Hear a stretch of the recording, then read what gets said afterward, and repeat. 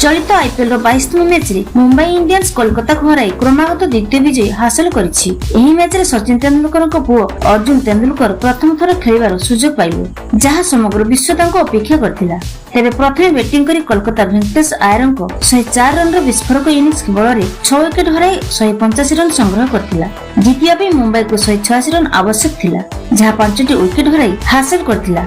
तेरे मुंबई पे ईशान किशन मात्र 25 बॉल रे 58 रन विस्फोरक इनिंग्स पर सूर्य कुमार यादव 43 एवं तिलक वर्मा 30 रन करथिले। एहा पूर्व रोहित शर्मा एवं ईशान किशन मुंबई पे एक विस्फोरक आरंभ करथिले। उभय प्रथम विकेट पे 4.5 ओवर रे 65 रन जोड़िथिले।